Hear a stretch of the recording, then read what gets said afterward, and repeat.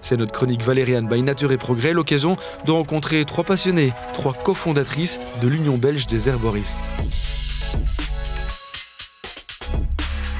Alors en pratique, l'herboristerie va consister tout d'abord à accueillir quelqu'un avec le plus de bienveillance possible et d'essayer, en fait, en parlant avec lui, de trouver le ou les petits mots et essayer en fait de mettre en place des choses, des compléments alimentaires, des plantes, des tisanes, des huiles essentielles pour pouvoir l'accompagner en fait dans un mieux-être. Après, dans l'herboristerie, on va trouver les herboristes conseillers vendeurs et on va trouver des herboristes qui sont plutôt dans la culture et la récolte, ainsi que l'élaboration de tisanes. Le rôle d'un herboriste aussi, c'est de transmettre ce qu'il ou elle a appris, donc son savoir, et de le faire de manière bienveillante, mais aussi de respecter des protocoles et un cadre.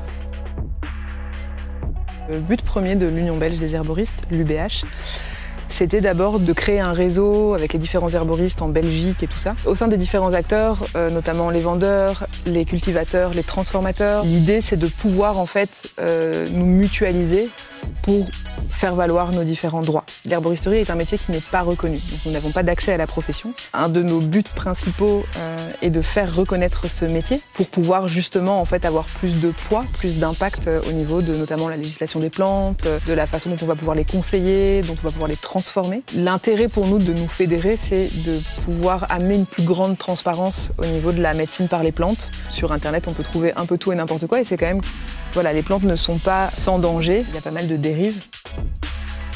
L'aromathérapie, c'est entre autres une des branches de l'herboristerie, c'est une des manières de transformer la plante à travers justement les huiles essentielles, les bourgeons et toutes ces façons dont on peut traiter et conseiller les plantes. Je pense que l'aromathérapie amène quand même parfois une plus grande prudence, il faut faire attention à ce qu'on fait.